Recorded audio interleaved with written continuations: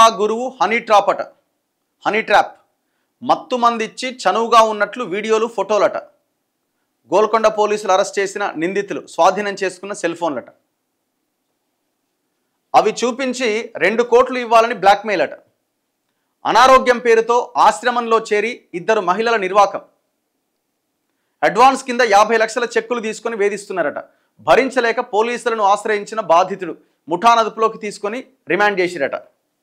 రంగారెడ్డి జిల్లా చేవెళ్లలో యోగా గురువును ఒక ముఠా హనీ ట్రాప్ చేసి భారీగా డబ్బులు దండుకోవాలని చూసిందట. ఆరోగ్యం బాగాలేదని ఆశ్రమంలో చేరిన 2 మహిళలు ఆయనతో ఏకాంతంగా ఉన్నప్పుడు వీడియోలు తీసుకున్నారట. వాటితో బ్లాక్మెయిల్ చేసి 50 లక్షలు గుంజిరట. చివరకు ఆ యోగా గురువు పోలీసులను ఆశ్రయించడంతో గుట్టు రట్టయింది. రంగారెడ్డి జిల్లా చేవెళ్ల మండలం దామరగిద్దకు చెందిన ప్రముఖ యోగా గురువు వ్యవసాయ కమిటీ మాజీ చైర్మన్ మిట్ట Venkata Rangareddy secrets of nature పేరుతో యోగాశ్రమం వెల్నెస్ సెంటర్ నడిపిస్తున్నట. అనారోగ్య సమస్యలతో బాధపడే వాళ్ళు ఇక్కడికి వచ్చి వారం 10 రోజులు గడిపి వెళ్తూ ఉంటారు. హైదరాబాద్కు చెందిన అమర్ అప్పుడప్పుడు ఆశ్రమానికి వచ్చి వెళ్తూ ఉండేవాడు. ఈ క్రమంలో రంగారెడ్డితో పరిచయం ఏర్పడ్డది. అతని వద్ద డబ్బులు భూములు ఉన్నాయని గ్రహించి మోసం చేయాలని అమర్ ప్లాన్ చేసిండట. స్పై కెమెరాలతో ఆశ్రమంలోకి వచ్చిరట. ప్లాన్లో భాగంగా అమర్ హైదరాబాద్లోని అబిడ్స్లో కొన్ని స్పై కెమెరాలు కొన్నాడట. ఆగస్టు 6వ తేదీన అమర్ కరీంనగర్కు చెందిన మంజు, విజయవాడకు చెందిన రజనీతో కలిసి ఆశ్రమానికి పోయిండట. 2 మహిళలు తన బంధువులని, వారికి అనారోగ్య సమస్యలు ఉన్నాయని యోగాశ్రమంలో చేర్చుకోవాలి అని కోరిండట. 4 రోజుల తర్వాత తమకు నయమైందని చెప్పి రజనీ, మంజు వంట చేసి రంగారెడ్డితో పాటు ఆశ్రమంలోని వారికి వడ్డించడం ప్రారంభించిరట. 15 రోజులకు ఆశ్రమం నుంచి 2 వెళ్ళిపోయిరట.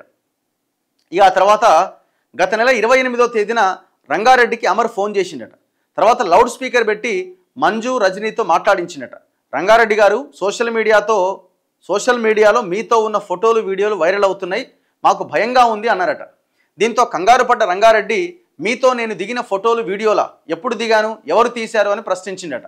అవన్నీ వివరంగా చెప్తామని తారామతి బారాదరి దగ్గర ఒక హోటల్కు రావాలి అని కోరిందట. అప్పుడే రంగారెడ్డి కారులో బయలుదేరి వచ్చిందట. రాగానే వారి దగ్గర ఉన్న ఫోటోలు, వీడియోలు చూపించిరట. అందులో రజనీ, మంజుతో చాలా క్లోజ్గా ఉన్న ఫోటోలు, వీడియోలు కనిపించాయి. అందులో మంజు, రజనీ రంగారెడ్డిని కౌగిలించుకున్నట్లుగా, ముద్దులు పెడుతున్నట్టుగా ఉండడంతో తను ఎప్పుడూ ఇలా చేయలేదని మార్ఫింగ్ చేశారంటూ మండిపడ్డాడట.